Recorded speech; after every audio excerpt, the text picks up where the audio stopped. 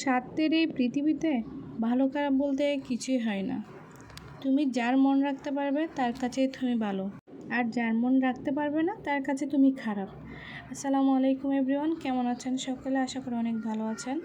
আজকে দুপুর থেকে কি রান্না করলাম সব কিছু আপনাদের সাথে শেয়ার করব। আশা করি পুরো ভিডিওটা দেখবেন, অনেক বেশি ভালো লাগবে।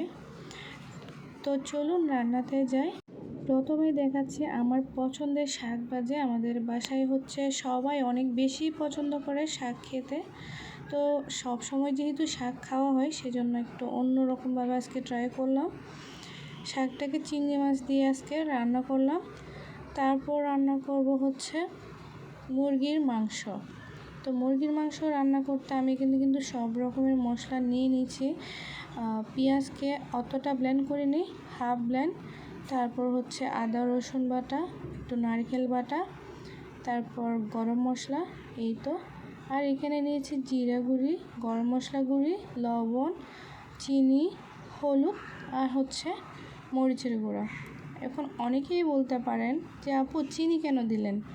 চিনিটা দিলাম এই জন্য আপু বা ভাইয়ারা, চিনি হচ্ছে স্বাদের ব্যালেন্সটাকে ঠিক করতে সাহায্য করে, রান্নাটা অনেক বেশি টেস্টি করে, যার জন্য চিনি অ্যাড করলাম। সাথে দিয়ে দিলাম কিছু ফ্রোজেন টমেটো। টমেটোর দাম যখন অনেক সস্তা ছিল তখন কিন্তু আমাদের ঘরে অনেক বেশি এনে এভাবে ফ্রোজেন করে রাখে, তো রান্নায় দিলে অনেকটা ভালো লাগে।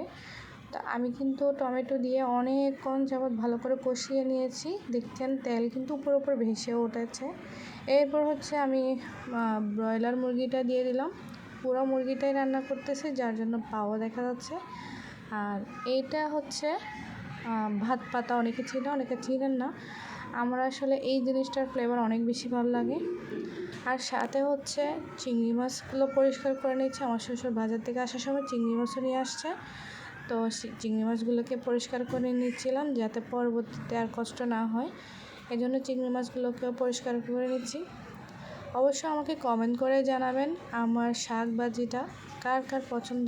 আমাদের তো খেতে অনেক বেশি পছন্দ হয়েছে, খেতে কিন্তু দারুণ হয়েছে। পছন্দের চেয়ে ওই খাবারটা অনেক বেশি মজা হয়েছে। তার মধ্যে মুরগির মাংসটা আলহামদুলিল্লাহ আমাদের বাসার সবাই আমার মুরগির মাংসটা খুবই পছন্দ করেন।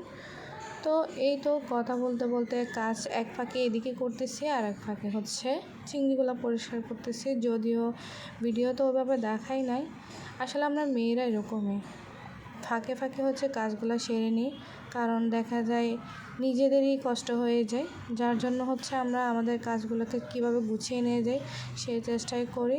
আমিও আসলে তার ব্যতিক্রম নই। তো কথা বলতে বলতে আমার আসলে চিংড়ি মাছগুলো অনেকটা কাটাও শেষ হয়ে গেছিলো তখন রান্না করতে করতে। আর ওদিকে আমার মুরগির মাংস একদম ডান। এই যে আমার মুরগির মাংস আজকে কিন্তু একটু হালকা জোর রাখছি, যেহেতু আমি আলু ইউজ করছি এখানে, যেহেতু আমার বাসায় দুইটা ছোটো ছোটো বাচ্চা আছে ওই জন্য আমি আলু ইউজ করছি। আর এই যে সাদা অংশ দেখলেন, এটা কিন্তু আমি একটু গরম দুধ দিলাম, জাল করা দুধ। আমি প্রায় সময় এরকম রান্না করলে দুধ যদি বাসায় থাকে তাহলে আমি দুধটা দিয়ে দিই, এতে করে কালারটাও অনেক বেশি সুন্দর আসে, খেতে অনেক বেশি ভালো লাগে। আর না থাকলে স্কিপ করে যাবেন, অসুবিধা নেই।